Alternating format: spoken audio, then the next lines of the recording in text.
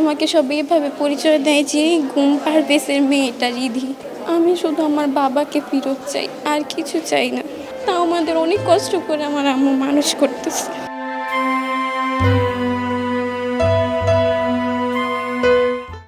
৪৮ বছর ধরে এভাবেই ঠান্ডা করে আসছে। যমুনা ফ্যান ৫ প্রজন্মের ফ্যান।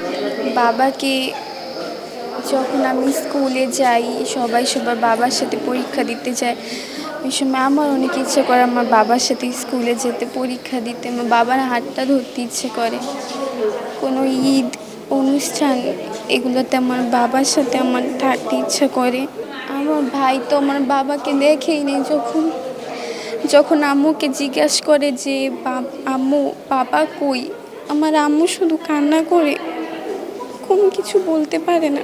আমি শুধু আমার বাবাকে ফেরত চাই, আর কিছু চাই না। না, এটা আমাদের পরিচয় যে ঘুম পারভেজের মেয়ে রিধি, এটাই আমার পরিচয়। এটাই আমি যদি কোনো জায়গায় যাই, আমাকে সবাই এভাবে পরিচয় দেয় যে ঘুম পারভেজের মেয়েটা রিধি। এটা যখন বলে না, তখন অনেক খারাপ লাগে। কেন এমন কথা বলে? আমার বাবা তো কোনো অন্যায় করে নাই যে আমার বাবাকে গুম করছে। আর এটা কেমন পরিচয় দেয় ওরা যে এটা ঘুম পারভেজের মেয়ে? আমাদের 2 ভাই বোনদের অনেক কষ্ট করে পড়ালেখা করে বড় করতেছে। এটা আমার আম্মুর জন্য অনেক কষ্ট একটাই হয়ে দাঁড়িয়েছে। যখন পরীক্ষার সময় ভর্তি দিতে হয়, ফি দিতে হয়, তখন আমার আম্মু অত সময় হয়েছে যে এত টাকা আমি কোথা থেকে পাবো। তাও আমাদের অনেক কষ্ট করে আমার আম্মু মানুষ করতেছে।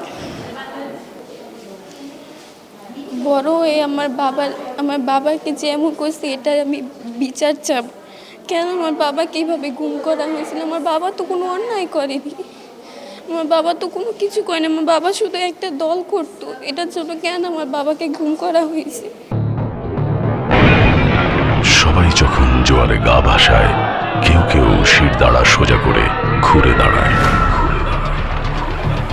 সময় যেখানে প্রতিনিয়ত হার মেনে নিতে শেখায়, কেউ কেউ চ্যালেঞ্জ ছুড়ে দেয়।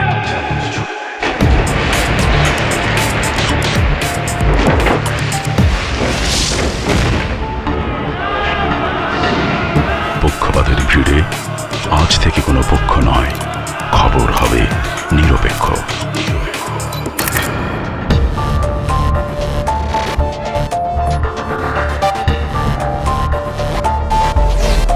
বানোয়ার তথ্যবাদ, খবর হবে নিখাদ। ভেঙে গুজবের শিক, খবর হবে নির্ভীক।